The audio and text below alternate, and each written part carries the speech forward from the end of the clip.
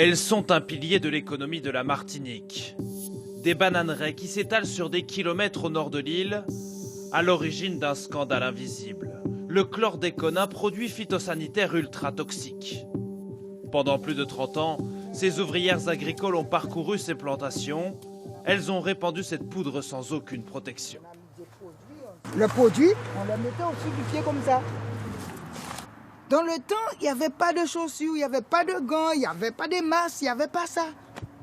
On travaillait sans rien. Aujourd'hui, les deux sont malades, elles ne peuvent plus travailler. Marie-Lise, par exemple, a développé un cancer du sein lié, selon elle, au chlordécone.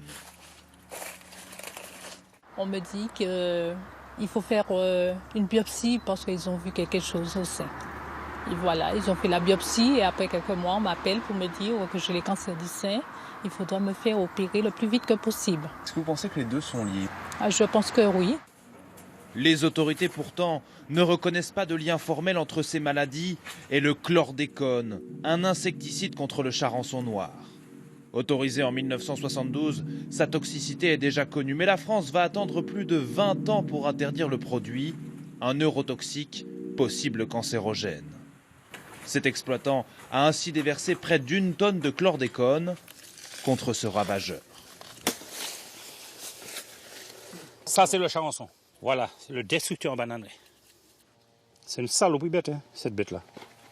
Personne, dit-il, ne l'a averti des dangers. Il critique les fabricants du chlordécone et accuse l'État de défaillance. On nous a truqués.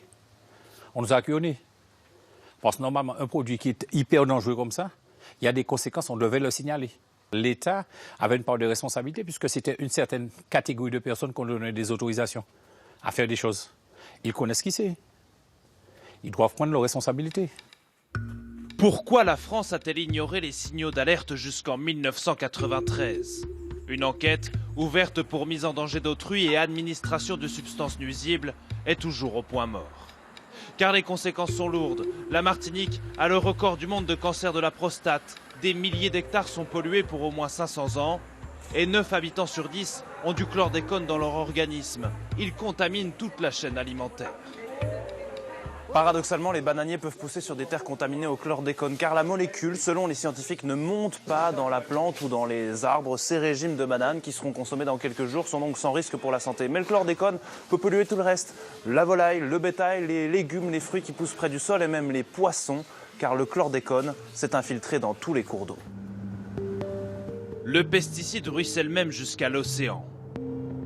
Avant, Philippe Delinde pêchait au bord des plages très poissonneuses. Désormais, c'est interdit.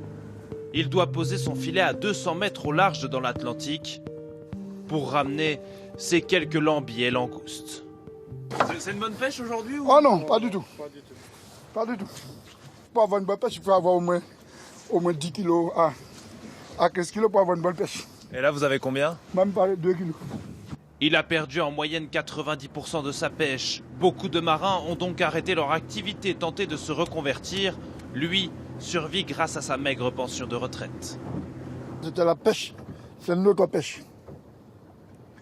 Et subitement, on nous a tiré à manger à notre bouche.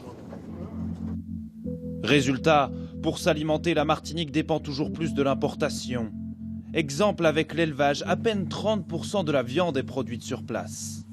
Pour décontaminer les animaux, il faut donc traquer le chlordécone dans chaque parcelle, prélever des plantes, de la terre. Pour l'instant, moins de la moitié de la surface agricole de l'île a ainsi été analysée par ces agents de l'État. Une tâche titanesque qui prendra des années.